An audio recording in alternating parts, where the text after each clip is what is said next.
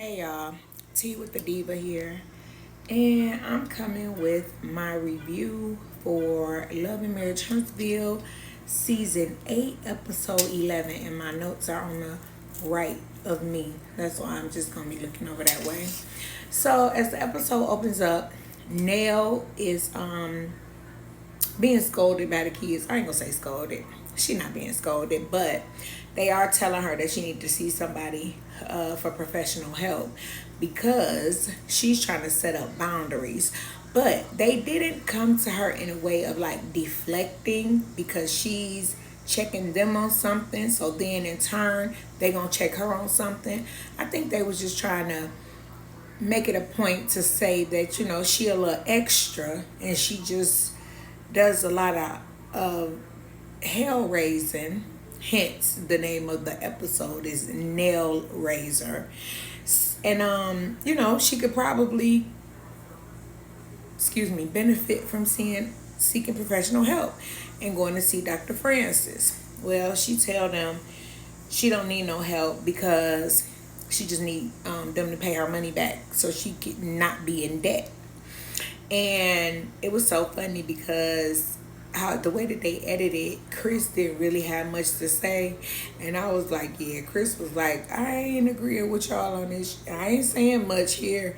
I got to sleep with this lady. And I don't want to sleep next to no cold body. That was just so funny to me that he had very little to say on this. But she do end up saying that he did, kind of agree with them while she was talking to Mel. But anyway, next they go to the scene where Trisha's ex-husband, or soon-to-be ex-husband, meets Marsau for a drink at the bar at Black. And he says that they was talking about how Marsau was saying, well, Marsau introduced him saying that he used to work for him when Marsau managed a movie theater. And I guess he was at a movie theater called Monaco. Oh my God, I remember I worked at a movie theater. It was called Bel Air. Oh my God, when I tell you I hated that job, you had to always smell like popcorn and butter. And that is when I realized that I do not like when people bring kids to the movies after 9 o'clock.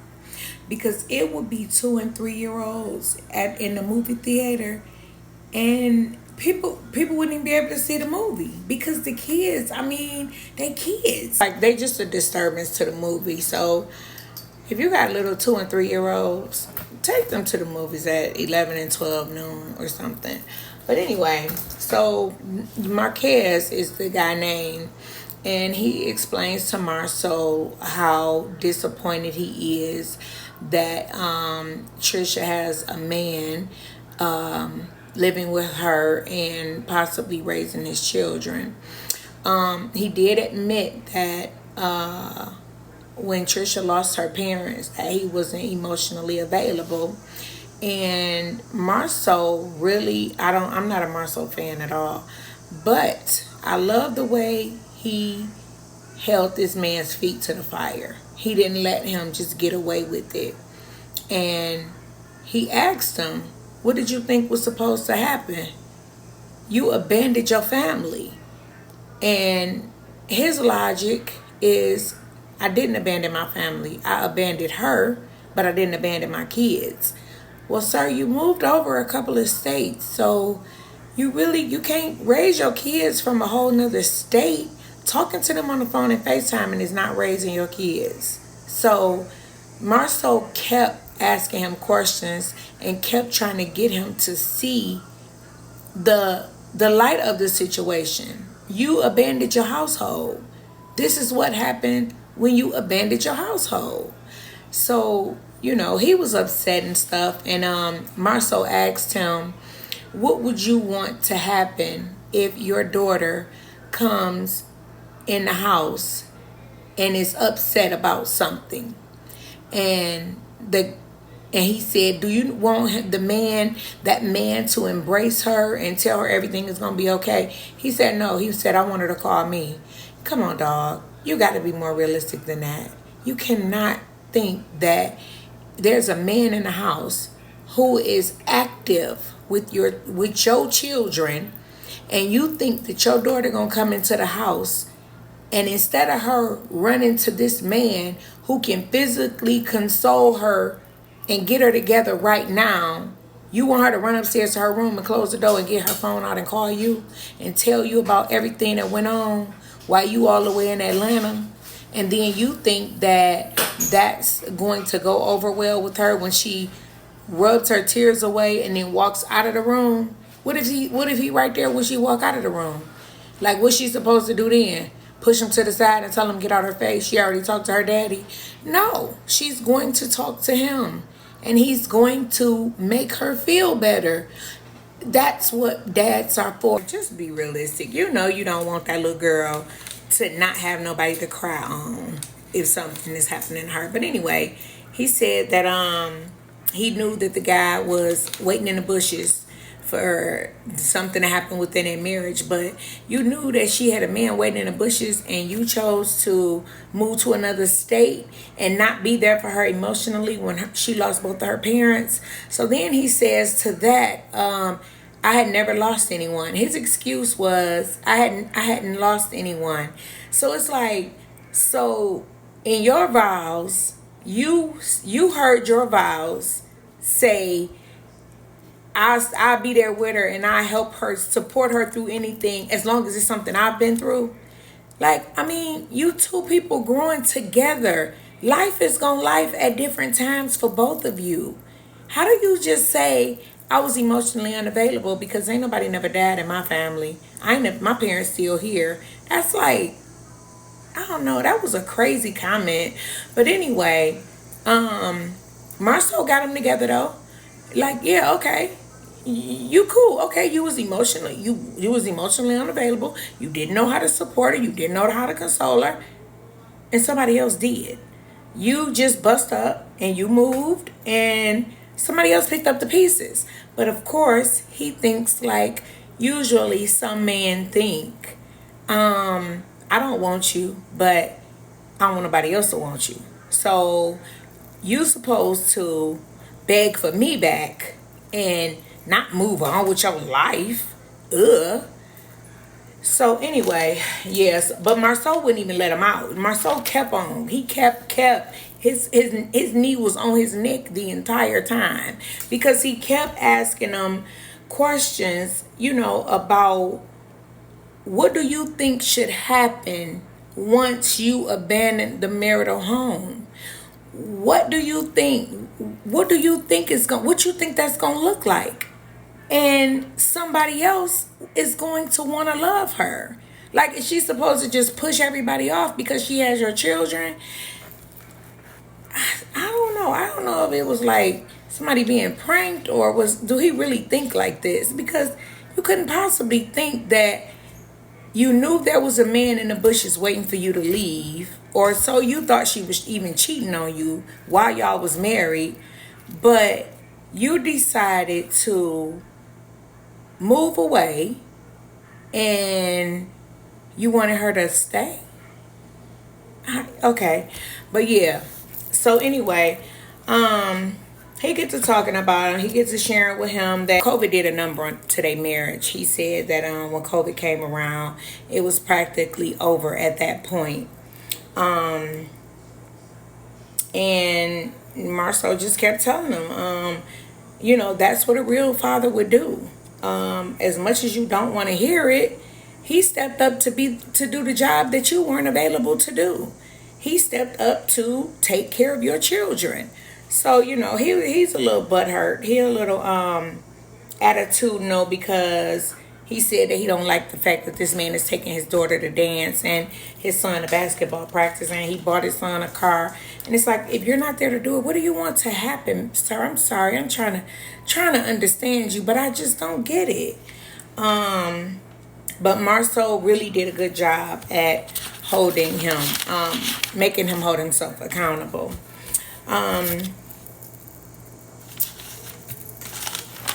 Nell meets up with no. Dr. Francis. Dr. Francis is having the the session with Nell and the children. And he's asking questions. Nell a little pistol starter. She a little something else. And the kids just explaining to her how she doesn't hear them. She listens to respond and not listen to understand. So, and they say that once she starts hollering and having a harsh tone, that they shut down. Dr. Francis said that he agrees with that because, that's how most people are. That is exactly the way that most people react to screaming and hollering, especially when you both aren't at that state and I'm trying to have a conversation and then you want to holler. Most people are going to just shut down at that point. So he asked Nell to because he let them know that she has a harsh tone, but she's really, really a delicate person. And he asked her to let them know something that, she what she likes and admires about them. And she went down the line and she did a good job of that. She was pretty transparent, and I get it. It's difficult parenting adults, and then she's having this financial issue when they don't really want to pay her back her money and stuff. So she's trying to create boundaries, and it's just a way of communication. You have to parent adults different. Adults is much different than, of course, parenting children. So you can't have the same rah-rah, screaming and hollering, telling them what they gon' do attitude with your adult kids that you can have with your smaller children, because adult children are not going to respond in a positive manner to that. However, I did have a comment about the Marsau and Marques conversation. So when Marsau was talking to him about the guy in the house that's doing the job that he's supposed to be up and available to do, and he's not doing it, Marques makes a remark that his daughter is calling this man daddy, and she no longer says she loves him anymore. Marsau says that that's the age that they kind of stopped telling their daddy they love him, and he said no, she told me that she hated me, and she said that I ruined a perfect family. We had a perfect family. He said that ain't coming from nobody but Trisha. That's her mama talking. And ooh, that triggered me, because it amazes me that men can admit and boast about how intelligent their children are. Oh, she's so smart. She's so brilliant. Man, my baby know how to spell this. My baby know how to count up to 2 million. Oh, my baby's so smart. She real smart. Oh, she could do everything. And she could hula hoop with 6 hula hoops at one time. 1 on the neck, 2 on the hips, 1 on the ankle. And then when she make a remark that makes you uncomfortable or that speaks to you in a not so good light, is, oh, her mama told her to say that because she ain't even. I thought she was Einstein. I thought you had baby Einstein over there. I thought the baby was so smart that she can go teach, she can be professor at Yale.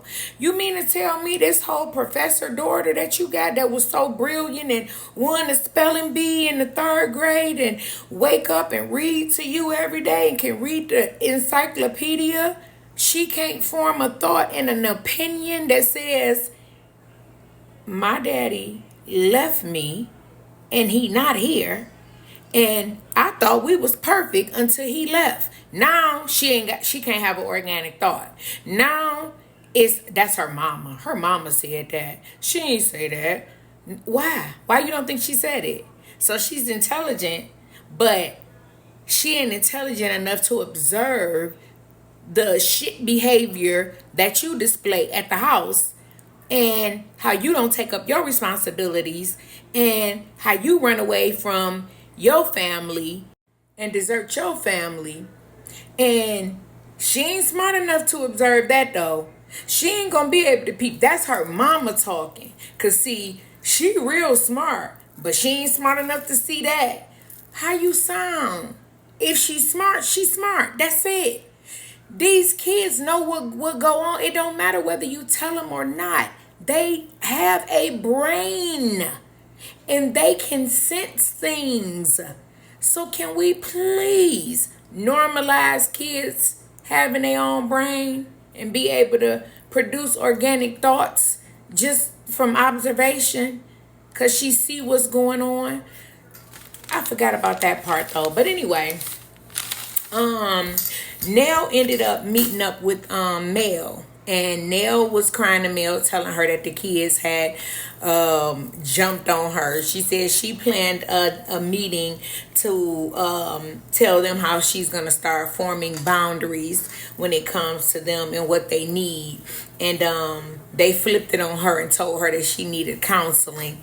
And Mel made it plain to her. You know, she said that in the black community that we do frown upon we have frowned upon mental illness and seeking help from a professional because we look at that as somebody thinking that we crazy or we see now or something like that. But it's more normalized now. Nell is a little older. She come from the old school. So, of course she's not going to take lightly to somebody telling her that she needs to seek professional help.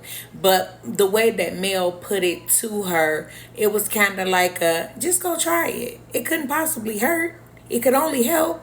So, and if you don't like it, you won't go anymore. But I bet you will like it. And it really, counseling could be beneficial to everybody.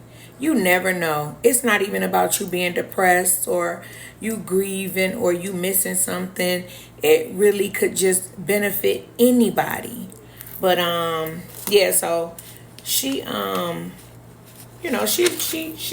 she's softening up. She's softening up. And then Marques and Trisha meet up. And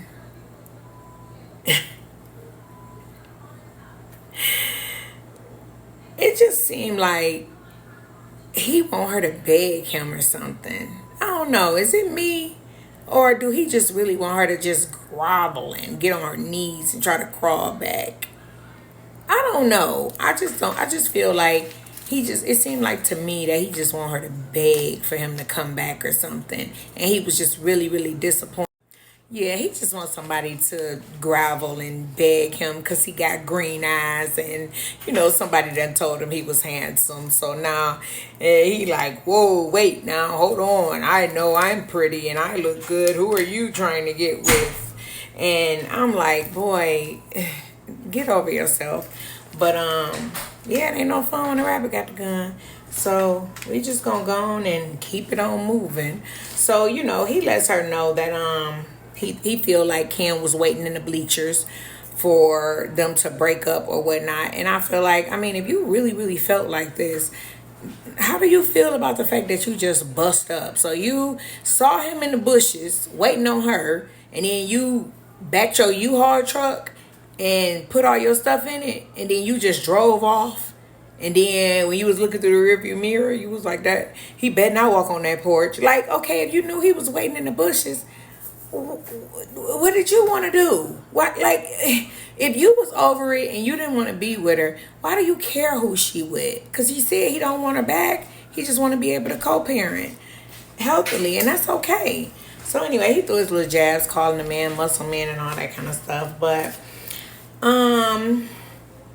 he didn't want to admit that he had made it easy for him to swoop in.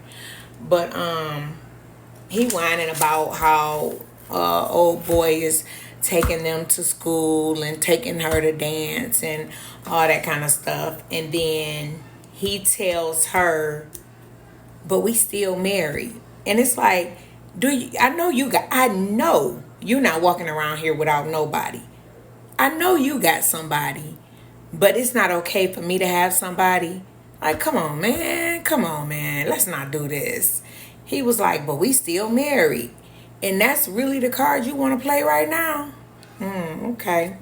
So he says everything he feared came true, which he feared that another man would be raising his kids, and it came true. I'm not sure whose fault he think that is, but that remains to be seen. And it really don't matter right now. You know, they going to divorce, and he said that he would go down and get the papers, and he asked her to go half, and he the one who left. Boy, I tell you, a Negro gon' Negro. Okay? One thing you could depend on a Negro to do is Negro. Because why I gotta pay half and you abandoned the marital house? Why do I have to pay half? And you bust up. You was emotionally unavailable. Why do I have to pay half? But bless her heart, she a sweetie. She just a pumpkin. Cause you couldn't ask me for a dime. Not one. But you know, her man really wants this to go down, so it's an emergency for her. It's a priority for her. So like she said, Ken will pay it, and he sure will. So he wants to have a heart to heart with Ken. He said no egos involved, no pride all aside, and he feels like that this would make a positive co-parenting relationship move forward. I think he gonna always be bitter because one, he feel like they was messing around while they was married, and for two, he really wanted to leave her and wanted her to beg for him to come back. So he gonna be bitter for a minute, but he'll eventually get over it. And once he have a talk with his daughter, and he can speak with her and understand that she does have a brain, and not only can she win the spelling bee in the 5th grade, she can also observe when shit ain't right. She can also do that. Like, the two things can exist at the same time. She can be a very, very intelligent little girl, and she can also be able to call out what's not right. And it don't have to be her mama in her head. So yeah, y'all, this episode of Love and Marriage Huntsville, it was really good, and it made me really like Marsau, cause I don't like him, but he really did a good job of holding this man accountable for abandoning his family, and I really admire him for that. So yeah, like, comment, and subscribe. This is Tea with the Diva and Swig Squad. I will see you guys later.